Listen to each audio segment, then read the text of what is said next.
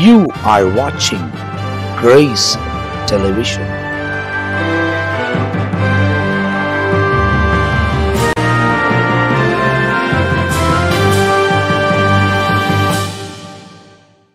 ஆண்டவரும் அருமை இரட்சகராக இயேசு கிறிஸ்துவின் நாமத்தினால் உங்கள் யாவருக்கும் எங்கள் அன்பின் வாழ்த்துக்களும் ஸ்தோத்திரங்களும் தெரிவித்துக் கொள்கிறோம்.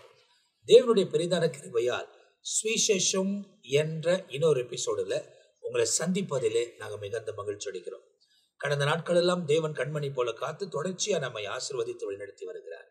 போன எபிசோட்ல ரொம்ப அழகான சில காரியங்கள் எல்லாம் நமக்கு போதிக்கப்பட்டிருக்கு. அதை போன எபிசோட நீங்க பார்த்தீங்கன்னா தான் நீங்க அதை புரிந்து கொள்ள முடியும். அந்த எபிசோடின் தொடர்ச்சியாய் தான் இந்த எபிசோடு உங்களுக்கு வழங்கப்படுகிறது. அப்ப இந்த சுவிசேஷம் என்பது உங்களுக்கு அறிவிக்கப்படுவதற்கு காரணம் தேவனால் ஏவப்பட்டு ஆண்டவர் இவைகளை உட்கார்ந்து நாம் அறிவிக்க வேண்டும். ஏன்னா சுவிசேஷத்தை அறிவிக்க வேண்டும் என்று நாம் அழைக்கப்பட்டிருக்கிறோம். நம்முடைய நோக்கமே இதை அறிவிக்க வேண்டும் என்பதுதான். ஆகையால் இதை அறிவிக்கும் போது தேவன் தம்முடைய கிருபைகளை நம்முடைய வாழ்க்கையில தொடர்ந்து விளங்க பண்ணி வழிநடத்துவதற்கு அவர் உண்மை உள்ளவராக இருக்கிறார். போன முறை என்ன பார்த்தோம் அப்படின்னு சொன்னாக்கா, ஆபிரகாம், அதாவது இந்த யோவான் ஸ்தானன் ஆபிரகாமை குறித்து அந்த ஜனங்களுக்கு பேசுகிறார். ஆபிரகாமை பிடித்து கொண்டு தகப்பனாய் வைத்து இருக்கிறீங்க, ஆனா அவர் சொல்ற மாதிரி அவர் செய்யற மாதிரி நீங்க செய்யல, ஆனா அவரிலும் வல்லவர் ஒருவர் வரப்போகிறார். ஏன்னா இயேசு கிறிஸ்துவின் வழியை ஆயத்தம் பண்ண வந்திருக்கிறவர் தான் இந்த யோவான் ஸ்தானன். அதை குறித்து பேசும்போது ஆசாரிப்பு கூடாரத்தில், அதாவது ஆசாரியருடைய வம்ச வரலாறுல வரக்கூடியவர், அங்க இருக்கிற தேவ ஆலயங்களிலே இவர் வேலை செய்யாமல் வனாந்தரத்துக்கு வருகிறார். அது விசேஷமாய் பார்க்கப்பட்டது. வனாந்தர அனுபவங்கள் போதிக்கப்பட்டிருக்கு. ஆபிரகாமின் சொன்னதுனால ஆபிரகாமை குறித்து ஒரு சில காரியங்களை போன எபிசோட்ல கேட்டோம். அது தொடர்ச்சியா இருக்கிற வசனங்கள். மத்திய எழுதின சுவிசேஷம் 3ஆம் அதிகாரம் 10, 11, 12 வசனத்திலிருந்து சில காரியங்களை இந்த எபிசோடில் நம்ம பார்க்க போகிறோம்.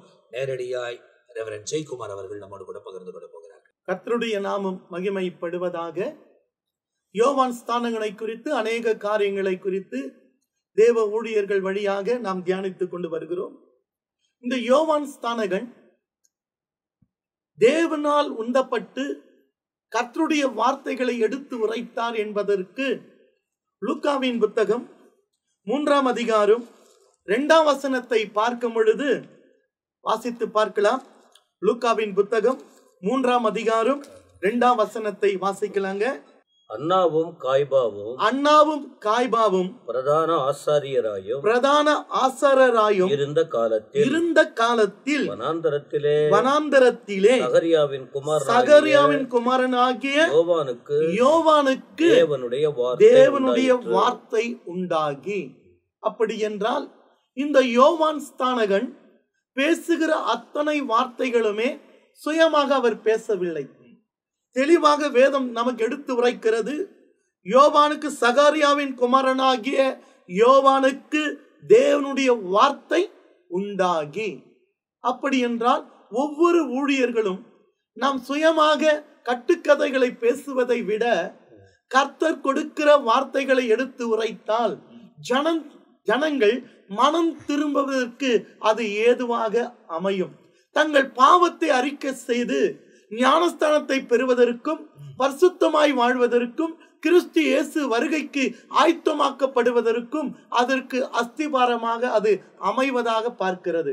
இந்த இடத்திலே வேதம் தெளிவாக சொல்கிறது, சகரியாவின் குமாரனாகிய யோவானுக்கு தேவனுடைய வார்த்தை உண்டாயிற்று.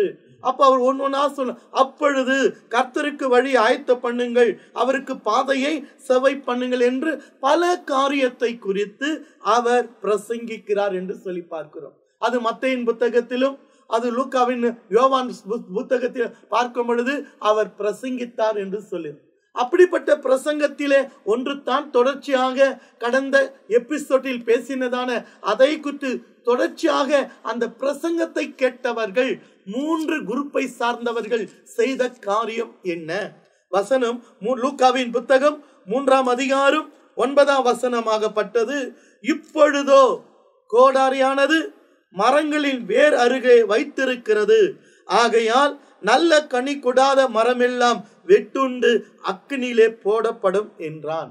இப்போ இந்த இடத்துல யோவான் ஸ்தானகன் தெளிவாக எச்சரிக்கிறதான ஒரு பிரசங்கத்தை செய்கிறார். இப்பொழுது கோடாரியானது மரங்களின் வேர் அருகே வைத்திருக்கிறது, ஆகையால் நல்ல கனி கொடாத மரமெல்லாம் வெட்டுண்டு அக்கினியிலே போடப்படும் என்றார். அப்படி என்றால் அன்பார்ந்தவரே, நல்ல கனி கொடாத மரம். அப்ப இதுல வார்த்தையில என்ன புரிஞ்சுக்குன்னு சொன்னா, நாம நல்ல கனி கொடுக்கிற கிறிஸ்துவின் வாழ்க்கை வாழணும். அந்த ஜனங்களை எச்சரிக்கிறார். நல்ல கனி கொடுக்காத மரம் என்றால் அது மரத்தை குறித்தோ கனியை குறித்து அல்ல, தன்னுடைய வாழ்க்கை ஜீவியத்தை குறித்து எச்சரிக்கிறதான ஒரு காரியம். இந்த பிரசங்கத்தை கேட்டதான 3 கூட்டத்தார் என்ன செய்தார்கள் என்பதை குறித்து 10ஆம் வசனத்தை வாசித்து பாருங்க. அப்பொழுது ஜனங்கள் அவனை நோக்கி அப்படியானால் நாங்கள் என்ன செய்ய வேண்டும் என்று கேட்டார்கள். அப்படியானால் யார் கேட்டது? ஜனங்கள் எல்லோரும் அவனை நோக்கி. அந்த வார்த்தைகளை கேட்டவர்கள், அந்த பிரசங்கத்தை கேட்டவர்கள், அந்த எச்சரிப்பின் சத்தத்தை கேட்டவர்கள், இப்பொழுது கோடாரியானது மரங்கள் வேறருக வைத்திருக்கிறது, நல்ல கனி கொடாத மரமெல்லாம் வெட்டுண்டு அக்கினியில போடப்படும் என்ற எச்சரிப்பின் சத்தத்தை சொன்ன பொழுது, அப்பொழுது என்ன, எப்பொழுது?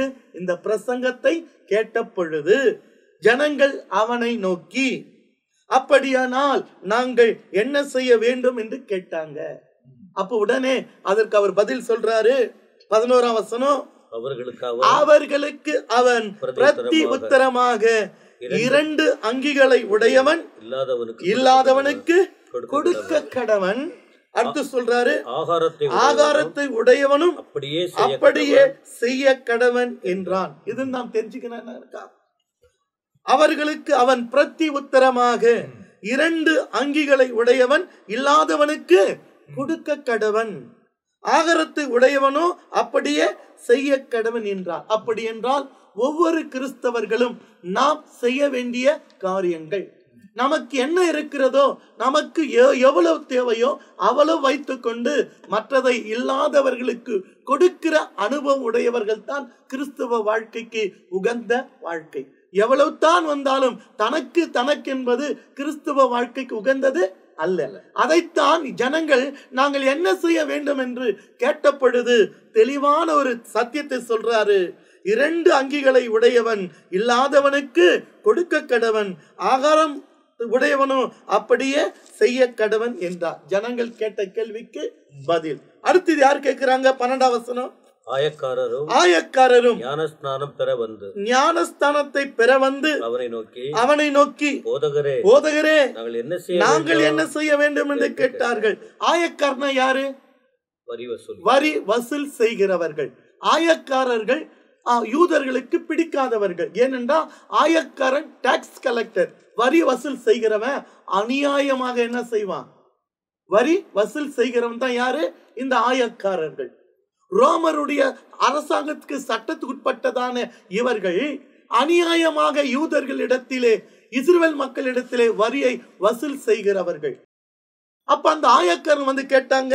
ஆயக்காரன் ஞானஸ்தானம் பெற வந்து அவனை நோக்கி போதகரே நாங்கள் என்ன செய்ய வேண்டும் என்று கேட்டாங்க. இப்ப அடுத்த கேள்வி யார் கேட்டது? ஆயக்காரர்கள். நாங்க என்ன செய்யட்டும்? இப்ப ஆண்டவர் யோவான் ஸ்நானகன் அவங்களுக்கு என்ன பதில் சொல்றார் பாருங்க. அதற்கு அவன், உங்களுக்கு கட்டளையிட்டிருப்பதற்கு அதிகமாக ஒன்றும் வாங்காதிருங்கள் என்றான். அப்படின்னா என்ன அர்த்தம்? இவங்களுக்கு கட்டளை எவ்வளவு டாக்ஸ் வரி வாங்கணுமோ அவ்வளவுதான் வாங்கணும். சும்மா மக்களை போட்டு நசுக்க கூடாது. இல்லாத உட்கார்ந்தா வரி, நின்னா வரி, பிரிட்ஜ் மேல போனா வரி, ரோடு கிராஸ் பண்ணா வரி, எல்லாத்துக்கும் வரி வரின்னு சொன்னா நம்ம நாட்டுல கூட வரி மேல போட்டு ஒருத்தர் சொன்னாரு, ₹1 77% வரியை போட்டு எடுத்துக்கிறான் அரசாங்கம். வெறும் 23% தான் ஒரு மக்களுக்கு வந்து சேருகிறது. அதை கணக்கிட்டு சொல்லுகிறார்கள். இது அநியாயமான வட்டி. பாருங்களா, இப்படி டாக்ஸ் வாங்குறதுனால அந்த நாட்டில் இருக்கக்கூடாது, நாட்டை விட்டு வெளியே போய்விட வேண்டும் என்று எத்தனையோ ஐஸ்வர்யவான்கள் நம் நாட்டை விட்டு போய்விட்டார்கள். காரணம் என்ன? அநியாயமான வட்டி, அநியாயமான வரி தாங்க முடியல, எதற்கெடுத்தாலும் வரி. அது போல அந்த நாட்களிலே ஆயக்காரர்கள் அநியாயமாக அரசாங்கம் சொன்னதுக்கு மேலாக வரி வாங்குறதுனால அந்த யோவான் அழகா சொல்றாரு, ஆயக்காரர்கள் ஞானஸ்தானம் பெற வந்து அவனை நோக்கி, போதகரே, நாங்கள் என்ன செய்ய வேண்டும் என்று கேட்டார்கள். அதற்கு அவன், உங்களுக்கு கட்டளை இருக்கிறதற்கு அதிகமாக ஒன்றும் வாங்காது இருங்கள் என்றான். அது போல நாம இதை கேட்கிறவங்க அதிகமாக அரசாங்கம் என்ன சொல்லுதோ அதை விட அதிகமாக வாங்கி மக்கள் என்ன பண்ணாங்க? ஏமாற்றாதீங்க. அடுத்து மூன்றாவது கூட்டம் என்ன? யாரு இது? போர் சேவகரும் அவனை நோக்கி, நாங்கள் என்ன செய்ய வேண்டும் என்று இப்ப கேட்டது யாரு? அரசாங்க அதிகாரிகள், போர் சேவகர்கள். அவங்க வந்து கேட்கிறாங்க. போர் சேவகரும் அவனை நோக்கி, நாங்கள் என்ன செய்ய வேண்டும் என்று கேட்டார்கள். அதற்கு அவன், நீங்கள் ஒருவருக்கும் ஒருவர் இடுக்கண் செய்யாமலும் பொய்யாய் குற்றம் சாட்டாமலும் உங்களுடைய சம்பளமே போதும் என்று இருங்கள் என்றான். அப்படின்னா என்ன? அரசாங்கத்தில் இருக்கிறவங்க லஞ்சம் வாங்காது இருங்கய்யா, உங்க சம்பளம் உங்களுக்கு போதும். லஞ்சம் வாங்கி வாங்கி சேர்த்துட்டு என்னத்தை சாதிக்க போற? அதாவது இதெல்லாம் செய்யாது இருந்தாதான் ரட்சிப்பின் அனுபவத்துல வந்து அவங்க நித்தியத்துக்குள் பிரவேசிக்க முடியும். அது வந்து ரொம்ப தெளிவா அதைத்தான் சொல்றாரு. இப்பொழுதோ கோடாரியானது மரங்களின் வேர் அருகே வைத்திருக்கிறது, ஆகையால் நல்ல கனி கொடாத மரம் எல்லாம் வெட்டுண்டு அக்னியில போடப்படும் என்றார் இல்லையா? இந்த தப்பெல்லாம் நீ செஞ்சினா உனக்கு நீ எங்க போடப்படுவ? எரிகிற அக்னியில போடப்படுவீங்க. அதனால இதையெல்லாம் நீங்க செய்ய. அழகா சொல்லுது, உங்களுடைய சம்பளமே போதும் என்று இருங்கள் என்றார். அந்த காலத்திலேயே இந்த லஞ்சம் தலைவிடித்து ஆடி இருக்கிறது. அதனால யோவான் ஸ்நானகன் மூலமாய் ஆண்டவர் அப்போதே எச்சரித்து இருக்கிறார். அப்ப அது இப்ப வந்த பிரச்சனை இல்ல. இது இப்ப வந்த லஞ்சம் வாங்குவது இப்ப இல்ல, அது யோவானுக்கான இயேசுநாதர் காலத்திலே இருந்திருக்கு. அது அரசாங்க அதிகாரிகள். புரியுதுங்களா? அப்படிப்பட்டவங்களை எங்க போக முடியாது? நித்திய ராஜ்யத்தை சுதந்திரத்துக்க முடியாது. அவர்கள் வெட்டுண்டு எரிகிற அக்கணிகள்ல போட்டு, நான் சொல்லலைங்க, யோவான் ஸ்தானங்கள் மூலமாய் தேவனுடைய வார்த்தை உண்டானது. இதை கேட்கிற கிறிஸ்தவனும் சரி, கிறிஸ்து அல்லாத சரி, நாம் வாழ்கிற முறை, கனி கொடுக்கிற முறை, நல்ல கனி கொடாத மரம் எல்லாம் நல்ல கனி கொடுத்தா நாம் நித்திய ராஜ்யத்தை சுதந்திரித்துக் கொள்வோம். நல்ல கனி கொடாத மரம் எல்லாம் எரிகிற அக்னியில தள்ளப்படும். இந்த 3 கூட்டத்தார் வந்து யோவான் ஸ்தானங்களை கேள்வி கேட்டாங்க. 3 பேருக்கு 3 விளக்கத்தை சொன்னாங்க. இந்த 3 விளக்கத்துல நாம் எந்த தவறுலா இருந்தாலும் அதிலிருந்து மனம் திரும்பி வெளியே வருவது தான் கிறிஸ்து கேட்ட நல்ல கனி கொடுக்கிற மரமாக இருக்கும். அப்ப இந்த இடத்துல நீங்க பார்க்கும் போது ரொம்ப தெளிவா சில காரியங்கள் சொல்லப்படுது. யோவான் ஸ்தானகன் மத்திய எழுதின சுவிசேஷம் தான் தியானிக்கிறோம்னா லூக்காவிலிருந்து நிறைய காரியங்கள் சொல்லப்பட்டிருக்கு. கேட்கிற கேள்விக்கான பதில் எல்லாம் அதுதான் வந்து இது கோர்வையா சில காரியங்கள் பேசப்படும். யோவான் ஸ்தானனை குறித்து 4 சுவிசேஷ புத்தகத்திலும் ரொம்ப தெளிவாய் சொல்லப்பட்டிருக்கு. ஒவ்வொருத்தரும் ஒவ்வொரு பகுதியில சொல்லுகிறார்கள். அதுல லூக்கா அதிகமாய் சொல்லுகிறார். மத்தேயு அவர் கேள்விப்பட்டாரோ எவ்வளோ அவரை குறித்து தெரிந்து கொண்டாரோ அவளை எழுதி வைத்திருக்கிறார். மார்க் ஒரு சின்ன பகுதி தான் எழுதியிருக்கிறார். ஆனா யோவான் அதிகமாக எழுதுகிறார். அப்போ இதெல்லாம் வந்து ரொம்ப தெளிவாய் நம்ம பார்க்கும் போது இந்த யோவான் ஸ்தானன் தேவனுக்காக வைராக்கியமா வாழ்ந்தவர். அவர் தேவ சித்தத்தை நிறைவேற்ற வாழ்ந்தவர். அப்ப இந்த இடத்துல சொல்லப்படுகிற செய்தி என்ன? நல்ல கனி கொடுக்காத மரங்கள் வெட்டுண்டு அக்கனியில போடப்படும். நல்ல கனி கொடுக்கக்கூடியவர்களா, தேவனுக்கு ஏற்ற நீதியில வாழக்கூடியவர்களா நாம் இருக்க வேண்டும். அடுத்து நம்ம மத்தியில ஜான் பீட்டர் ஐயா நம்மளோட பேசுவாங்க. 10ஆம் வசனத்தில் பார்த்து கொண்டிருக்கிறோம். கோடாரியானது மரங்களின் வேர் அருகே வைத்திருக்கிறது. அது என்ன அப்படின்னா, இந்த செய்தி வந்து ஜட்ஜ்மெண்ட், தேவ கோபாக்கினை. நீங்க சொல்ற வார்த்தைக்கு நீங்க கீழ்ப்படியாவிட்டால் ஆபத்தை சந்திக்க வேண்டியது வரும். தண்டனை என்பது உடனே வழங்குவது இல்லை, கடைசியில தான் கொடுப்பாங்க. அப்போ முன்கூட்டி எச்சரிக்கை.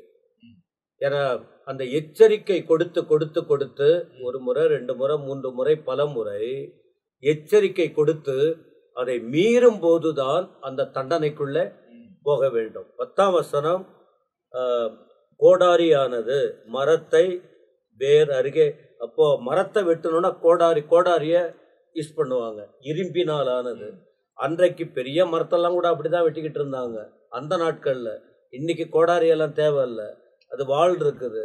அன்றைக்குரிய வாழும் அதெல்லாம் வந்து இப்ப நம்ம நாட்கள், அதாவது நீங்க சிறியவர்கள் இருக்கும் போது கூட கோடாலி வெட்டிக்கிட்டு தான் இருந்தோம். ஆனா அப்புறமா வால் வர ஆரம்பிச்சது. இப்ப எல்லாமே எந்திரமா வந்துருச்சு, மிஷின்ஸா வந்துருச்சு. எப்படியோ ஒரு நல்ல நிலையில இருக்கிறத, ஒரு நல்ல இப்ப மரம் இருந்ததுன்னா மரம் வந்து நல்லா இருக்கும். அதை வெட்ட வெட்ட அந்த ஷேப் போயிடுது, அந்த சாயல் போயிடுது. அதை போல கோடாரியானது எதுக்குன்னு சொன்னா நியாய தீர்ப்பு.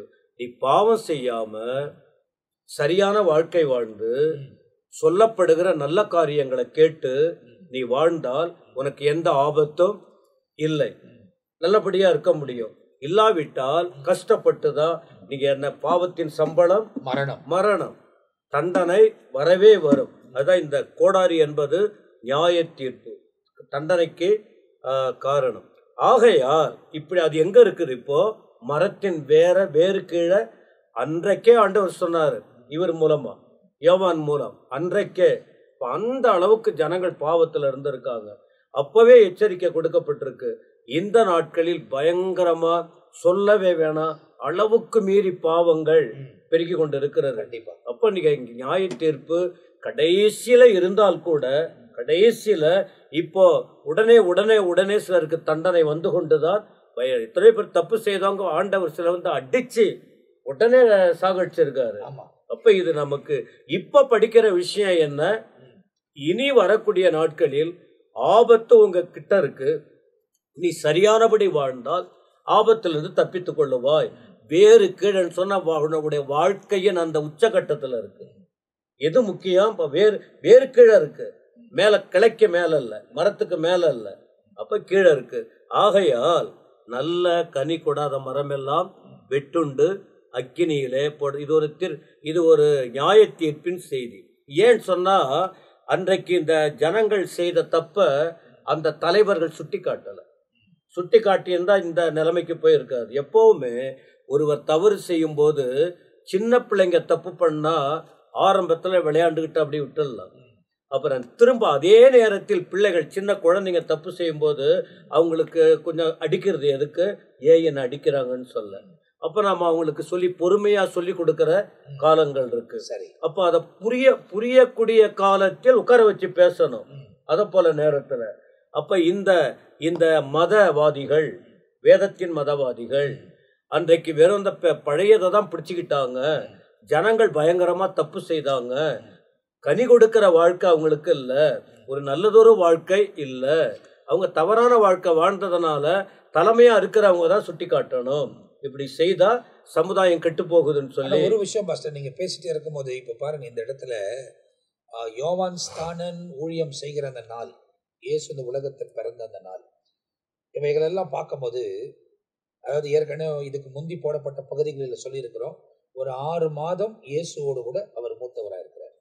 6 months elder than Jesus அப்படின்றத நம்ம சொல்றோம். அப்போ 30 வயசுல இயேசு ஊழியத்தை ஆரம்பிச்சிருந்தா அதுக்கு 6 மாசத்துக்கு தான் இவரும் அந்த பணியை ஆரம்பிச்சிருக்கணும். ஏன்னா அவரும் வந்து அந்த ஆசாரிப்பினுடைய முறைமையின்படி தான் ஒவ்வொன்றும் செய்ய தொடங்கியிருப்பார். அப்போ அப்படி தொடங்குறப்போ 400 வருஷம் இருண்ட காலம். ஏன்னா பெனியசை அவங்க சொல்லும் போது 500 வருஷமா சேர்த்து சொன்னாங்க, தானியேல் தீர்க்கதரிசியிலிருந்து. அப்போ 500 வருஷம். அந்த 400 வருஷம் இருண்ட காலம் என்பது சொல்லக்கூடிய காரியம், தேவன் வந்து மனுஷர்களை தொடர்பு கொள்ளல, மனிதர்கள் தேவனை தொடர்பு கொள்ள முடியல. அப்போ எல்லாமே மாம்சம், எல்லாமே மனுஷன். அப்படிப்பட்ட ஒரு காலகட்டாயத்தில் தான் இயேசுக்கு முன்ன இவர் எல்லாத்தையும் ஆயத்தம் பண்ண முன்ன வராரு. அப்ப அந்த கடுமையில அவர் பேசுறாரு, சொல்றாரு. இவர் சொன்னதுனாலதான் அதன் பேசிக்கல ஏசாமி சொல்றாரு. என்ன? மத்தேயு 7ஆம் அதிகாரம் 7ஆம் அதிகாரத்தின் 15ஆம் வசனத்தில் பார்க்கும்போது, இப்ப அதான் முன்கூட்டிய வழியை ஆயத்தப்படுத்தினவர் இந்த காரியத்தை சுட்டி காட்டும் போது இவருடைய போதனை அவங்களுக்கு தெளிவுபடுத்துறாரு ஆண்டவர் வந்து. ஏன்னா எல்லாமே வார்த்தைகளை வச்சு பரலோக திட்டத்தை வார்த்தையினால்தான் சொல்லி செட் பண்றாரு. 7ஆம் அதிகாரம் 15ஆம் வசனம் பாருங்களேன். அவர்களுடைய கனிகளினாலே அவர்களை அறிவீர்கள். முட்செடிகளில் திராட்சைப்பழம், முட்பூண்டுகளில் அத்திப்பழங்களை பறிக்கிறார்களா? அப்படியே நல்ல மரம் எல்லாம் நல்ல கனிகளை கொடுக்கும், கெட்ட மரமோ கெட்ட கனிகளை கொடுக்கும். நல்ல மரம் கெட்ட கனிகளை கொடுக்க மாட்டாது, கெட்ட மரம் நல்ல கனிகளை கொடுக்க மாட்டாது. நல்ல கனி கொடாத மரமெல்லாம் வெட்டுண்டு அக்கினியிலே போடப்படும். ஆதலால் அவர்களுடைய கனிகளினாலே அவர்களை அறிவீர்கள். சொல்லிட்டு சொல்றாரு, பரலோகத்தில் இருக்கிற என் பிதாவின் சித்தத்தின்படி செய்கிறவன் பரலோகத்தில் பிரவேசிப்பானே அல்லாமல் என்னை நோக்கி கர்த்தாவே கர்த்தாவே என்று சொல்லுகிறவன் அதில் பிரவேசிப்பது இல்லை என்கிற ஒரு சத்தியத்தை ஆண்டவர் சொல்றார்.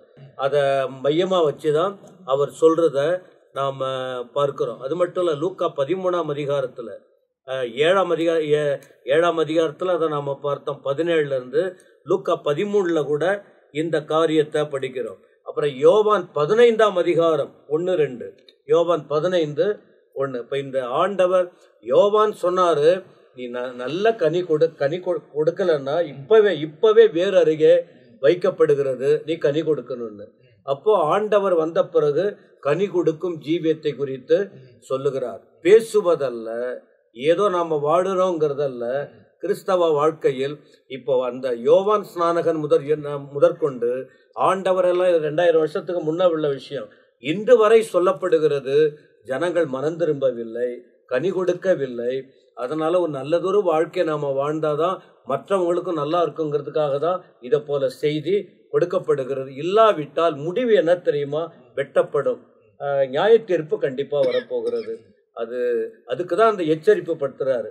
நல்ல மரமா இருந்து நீ கனி கொடுத்தீன்னா நீ ஆசீர்வதிக்கப்படுவ, இல்லாவிட்டால் உன்னுடைய பிரதிபலன் நீ எதை விதைக்கிறியோ அதை அறுக்க முடியும் என்கிற செய்தியை கொண்டு அன்றைக்கு சொன்னவர் இன்றைக்கு நமக்கும் மற்றவர்களுக்கும் சொல்லி காட்டுகிறார். கேட்பதற்கு காதுள்ளவன் கேட்க. அப்ப இந்த இடத்துல நீங்க பார்க்கும்போது நம்ம கடைசி நாட்களின் கடைசி பகுதியில் இருக்கிறோம். அதாவது எண்ட் டேஸ் உடைய எண்ட் டைம்ல இருக்கிறோம். ஒரு புத்தகம் தொடங்கிருச்சுன்னா கடைசி அதிகாரத்தில் இருக்கிறோம்னு அர்த்தம். ஏதோ ஒரு கேம் தொடங்கிருச்சு, அந்த கேம் தொடங்கி ஆரம்பிச்சுட்டாங்க அப்படின்னா கடைசி அது எண்டுக்கு வந்து தான் தீரும். அந்த எண்டு டைம்ல நம்ம இருக்கிறோம். இது ஆரம்பத்துல சொல்லப்பட்ட விஷயம். இந்த முடிவு காலம், அதாவது 3.5 வருஷம் இயேசு கிறிஸ்து ஊழியம் செஞ்சிருக்கிறார். அந்த ஊழியத்துக்கு பிறகு இயேசு கிறிஸ்து செய்து முடிக்க வேண்டிய எல்லா காரியத்தை செஞ்சு முடிச்ச உடனே அவர் பரமேறி போயிட்டார். அன்னைக்கே கடைசி காலம் தொடங்கிருச்சு. அதை குறித்து எல்லாரும் பேசி இருக்கிறத நாம் வேதத்துல ஆராய முடியும். கடைசி நாட்கள் அன்றைக்கே தொடங்கி விட்டது. அந்த கடைசி காலம் தொடங்குவதற்கு ஒரு 3.5 வருஷத்துக்கு முன்ன இதெல்லாம் பேசப்படுது. நம்ம எப்படி இருக்கணும்ன்றத ரொம்ப துல்லியமா சொல்லப்பட்டிருக்கு. 2024 வருஷங்களா போதிக்கப்பட்டிருக்கு. கடைசி அத்தியாயத்தில் இருக்கிறோம். இனி ஒரு சாப்டர் இருக்குமான்றது நமக்கு தெரியாது. உலகத்தில் நடக்க போகிற காரியங்கள் எல்லாம் நமக்கு அந்த கடைசி காலத்தின் அடையாளங்களை தான் காண்பிக்கிறது. இப்போவாவது கனி கொடுக்கக்கூடியவர்களாய் நம்ம இந்த உலகத்தில் வாழ்வதுக்கு ஒப்பு கொடுக்கணும். இது இயேசு கிறிஸ்து வருவதற்கு முன்பதாகவே சொல்லப்பட்ட விஷயம். அவர் ஊழியத்தை ஆரம்பிப்பதற்கு முன்பதாகவே சொல்லப்பட்ட விஷயம் எடுத்துக்கொள்ளலாம். இதுக்கு இன்னும் கூடுதலாக இந்த பகுதியில நம்ம பிஷப் ரெவரண்ட் பென்னி எஸ்ஐ அவர்கள் பக்கத்து கடந்த நிகழ்ச்சியை பார்க்கும்போது அந்த நாட்களில் யோவான் யூதாவின் வனாந்தரத்திலே வந்து அப்படின்னு பார்த்தோம். அந்த நாட்களில் என்று பார்த்தோம். ஆனால் நம்முடைய ரெவரண்ட் ஜெயக்குமார் ஐயா அவர்கள் அது எந்த நாள் என்பதை அழகாய் குறிப்பிட்டார். லூக்கா 3ஆவது அதிகாரத்திலே அன்னாவும் காய்பாவும் பிரதான ஆசிரியராக இருந்த காலத்தில் வனாந்தரத்திலே சகரியாவின் குமாரனாகிய யோவானுக்கு தேவனுடைய வார்த்தை உண்டாயிற்று. அப்போ அந்த நாட்களிலே என்று மத்தியில குறிக்கப்பட்டிருந்தாலும் லூக்காவிலே பார்க்கும்போது அது எந்த நாள் என்றால் அன்னாவும் காய்பாவும் பிரதான ஆசாரியா தேவனுடைய வார்த்தை உண்டாயிற்று அப்படின்னு. அப்போ அந்த 500 வருஷத்துக்கு பிறகு உண்டாகுது. ஆமா, உண்டாயிருக்கு. இப்போ அது என்ன வார்த்தை என்பதை குறித்து நாம் தியானிக்கும் பொழுது ஜனங்கள் அவனை நோக்கி, அப்படியானால் நாங்கள் என்ன செய்ய வேண்டும்? முதலாவது ஜனங்கள் நாங்கள் என்ன செய்யணும்னு கேட்டாங்க. இரண்டாவதாக பார்க்கும் பொழுது ஆயக்காரரும் ஞான ஸ்நானம் பெற வந்து அவனை நோக்கி நாங்கள் என்ன செய்ய வேண்டும்? பாருங்க, ஒவ்வொருத்தரும் நாங்கள் என்ன செய்ய வேண்டும், நாங்கள் என்ன செய்ய வேண்டும். மூன்றாவதாக போர் சேவகரும் அவனை நோக்கி நாங்கள் என்ன செய்ய வேண்டும். அப்போ நாங்கள் என்ன செய்ய வேண்டும் என்று ஜனங்கள் கேட்டாலும் சரி, ஆயக்காரர் என்று சொல்கிற ஜனங்கள் கேட்டாலும் சரி, போர் வீரரும் கேட்டாலும் சரி, நாங்கள் என்ன செய்ய வேண்டும் என்று கேட்கிறார்கள் என்றால் என்ன அர்த்தம்? வாசிக்கலாம். அப்போஸ்தலர் 2வது அதிகாரத்திலே, நன்றாய் கவனிங்க. அப்போஸ்தலர் 2வது அதிகாரத்திலே 37வது வசனத்தை வாசிங்களேன். இதை அவர்கள் கேட்டபோது அப்படின்னா கர்த்தருடைய வார்த்தை உண்டாயிற்று. அந்த வார்த்தையை போதிக்கும் போது கேட்டு என்ன செய்யறாங்களாம்? பேதுரு அதை சொல்றாரு. ஆமா, பேதுரு சொல்றாரு. இந்த வார்த்தைகளை கேட்ட பொழுது இருதயத்தில் குத்தப்பட்டவர்களாகி எப்போ குத்தப்படுறாங்க? வார்த்தையை கேட்ட போது இருதயத்திலே குத்தப்பட்டவர்களாய் பேதுருவையும் மற்ற அப்போஸ்தலரையும் பார்த்து, சகோதரரே, நாங்கள் என்ன செய்ய வேண்டும்? நாங்கள் என்ன செய்ய வேண்டும்? அதே வார்த்தை பாருங்க. யோவான் கிட்ட அந்த 3 கூட்டம் கேட்ட அதே கேள்வியை இப்பொழுது அப்போஸ்தலர்கள் பிரசங்கித்த அந்த பிரசங்கத்தை கேட்டுவிட்டு நாங்கள் என்ன செய்ய வேண்டும் என்று கேட்கிறார்கள். அப்போ இந்த சம்பவத்திலிருந்து நாம் கற்றுக்கொள்ள வேண்டிய பாடம் என்ன? நம்முடைய போதனை கேட்கருடைய இருதயத்தில் என்ன செய்யப்படணும்? குத்தப்பட வேண்டும். அப்படி என்றால் உணர்த்தப்பட வேண்டும். இதை அவர்கள் கேட்ட பொழுது இருதயத்திலே குத்தப்பட்டவர்களாகி பேதுருவை மற்ற அப்போஸ்தலரையும் பார்த்து, சகோதரரே, நாங்கள் என்ன செய்ய வேண்டும்? அப்படி என்றால் யோவானுடைய வார்த்தையும் அந்த ஜனங்களுடைய இருதயத்தில் ஒரு மாற்றத்தை உருவாக்கினது. அப்போ அந்த 3 கூட்டம் வந்து நாங்கள் என்ன செய்ய வேண்டும் என்று கேட்டார்கள். இப்போதும் இந்த பேதுரு பிரசங்கிக்கும் பொழுது அங்கே வந்தவர்கள் இருதயத்திலே குத்தப்பட்டவர்களாய் நாங்கள் என்ன செய்ய வேண்டும் என்று கேட்டார்கள். நான் ஏற்கனவே உங்களுக்கு சொன்னது போல இந்த யோவான் ஸ்நானன் அவர் வந்து ஆசாரிய வேலையை தேவாலயத்திலிருந்து செய்ய வேண்டியவர். ஆனா இப்ப அவர் எங்க வந்திருக்காருங்க? வனாந்தரத்திலே வந்திருக்கிறார். காரணம் என்ன?